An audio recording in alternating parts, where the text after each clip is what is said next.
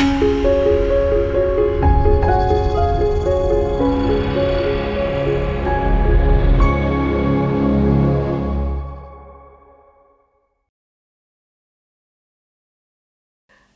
మాత్రం. నేను మీ journalist Navata. Welcome to our voice. కొన్నిసార్లు యుద్ధం చేయాల్సిన అవసరం లేదు. ఊపిరి ఆపే వ్యూహంతో ఎంతటి వాళ్ళనైనా మోకాళ్ళ మీద నిలబెట్టొచ్చు, మనం గనక వేసే పాచిక పర్ఫెక్ట్గా ఉంటాయి. ఈ ట్రంప్ టారిఫ్ల విషయంలో మోదీ సర్కార్ అదే వ్యవహరించింది. The art of economic war.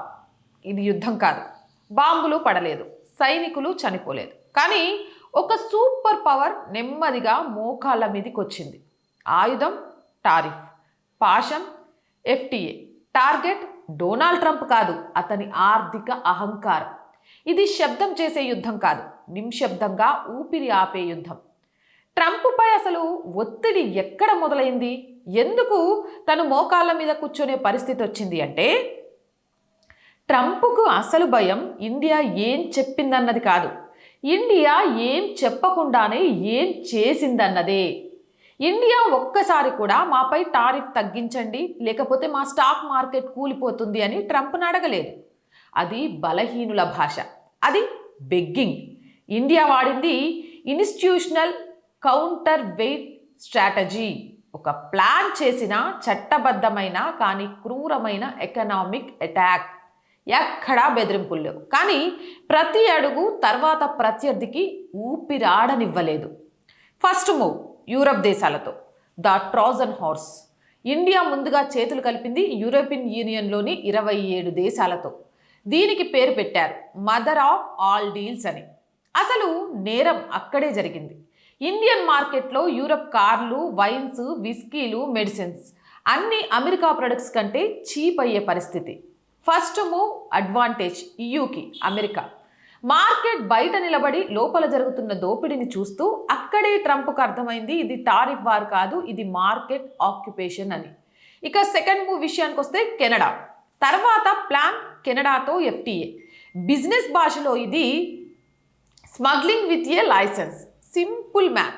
1 kg Bharat బియ్యం 100 రూపాయలు అనుకోండి, యుఎస్కి నేరుగా వెళ్తే 50% టారిఫ్తో 150 రూపాయలు అవుతాయి. కానీ కెనడాతో ఎఫ్టీఏకి 100కే కెనడాకి వెళ్తాయి. సో కెనడా రీబ్రాండ్, 20 రూపాయల మార్జిన్ ఉంటుంది. యుఎస్కి అమ్మకం 120 రూపాయలు, ఎందుకంటే యుఎస్ఏ కెనడా మధ్య యుఎస్ఎంసిఏ ఒప్పందం ఉంది కాబట్టి. అంటే కర్రా విరగకుండా పాము చచ్చినట్టు. మనం డైరెక్ట్ అమెరికాకు పంపిస్తే 150 రూపాయలు టారిఫ్ పడుతుంది, కానీ మనము కెనడాకు పంపిస్తే 120 రూపాయలే టారిఫ్ అవుతుంది. అది అటు వెళ్ళిపోతుంది, 100 రూపాయలే కెనడాతో మనం. కాబట్టి మనకేమీ లాస్ ఉండదు. లాస్ అయ్యేదేంటి? అమెరికా.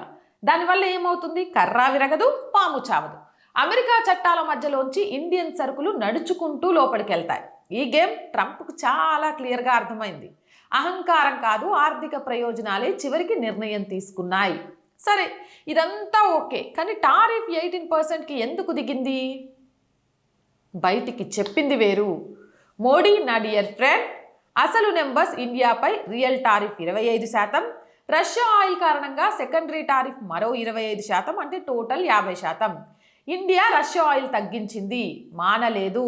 చాలా తప్పు చెప్తున్నారు. ఇండియా రష్యా నుంచి ఆయిల్ కొనట్లేదు అని. అది తప్పు. కొనకుండా ఉండట్లేదు, తగ్గించింది. అందుకే ఒక 25% పూర్తిగా తీసేశారు. మిగిలిన 25%లో కూడా 18%కి దిగారు, గత్యంతరం లేక మోకాళ్ళ మీద నిల్చుకుని. ఇది ఫ్రెండ్షిప్ కాదు, ఇది ప్రత్యామ్నాయం లేని పరిస్థితుల్లో చేసిన ఆర్థిక సబ్మిషన్.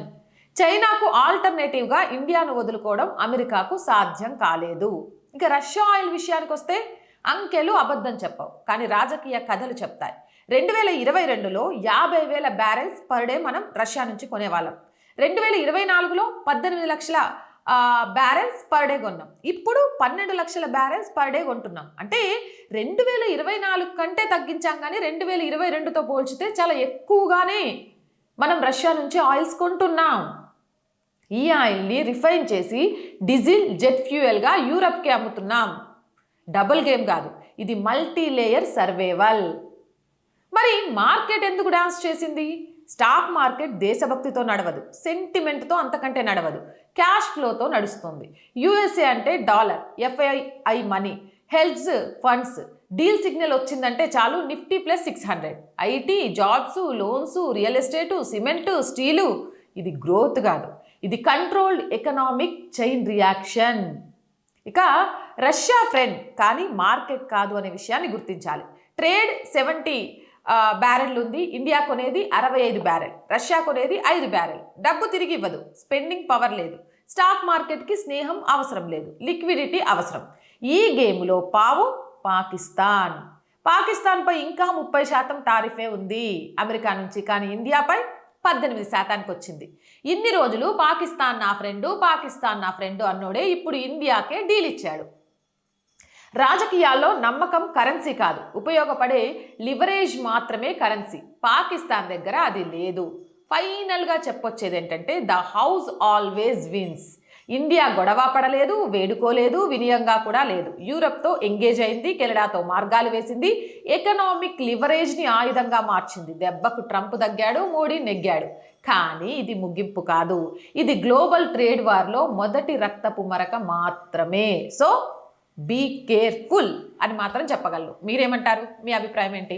కామెంట్ సెక్షన్లో పెట్టేయండి. మోర్ వీడియోస్ కోసం ఆర్ వాయిస్ ఛానల్ని వెంటనే సబ్స్క్రైబ్ చేయండి. R voice political and R Samskriti, ఇవి 3 మన ఛానల్సేనండి. So please subscribe our channels. Content బాగుంది అనిపిస్తే లైక్ చేయండి, షేర్ చేయండి. మీరు చేసే ఒక్కొక్క లైక్, ఒక్కొక్క షేర్ వీడియోస్ వైరల్గా మారుతాయి. ఒక్కొక్క సబ్స్క్రిప్షన్ ఛానల్స్కి కొండంత బలాన్ని ఇస్తాయి. అలాగే ఈ ఛానల్స్ ఈ రోజు నడుస్తున్నాయి అంటే మీ వల్లే, ఆర్థికంగా మీరు అందించే చేయూత వల్లే. దయచేసి ఆర్థికంగా మీ చేయూతను అలానే అందించండి, మనం బ్రేక్ ఈవెన్కి చేరుకునే వరకు. ఆర్థికంగా చేయూతను అందించాలి అంటే సబ్స్క్రిప్షన్ పక్కనే జాయిన్ అనే బటన్ ఉంది. 1 to 5 లెవెల్స్ ఉన్నాయి. ఏదో ఒక లెవెల్లో సపోర్ట్ చేయండి, లేదా స్క్రీన్ మీద గూగుల్ పే, ఫోన్పేతో పాటు అకౌంట్ డీటెయిల్స్ ఇచ్చాము, మీకు తోచిన సహాయాన్ని అందించవచ్చు. వ్యాపార ప్రకటనల కోసం 8328 500 576 నెంబర్ని సంప్రదించండి. జై హింద్, జై భారత్.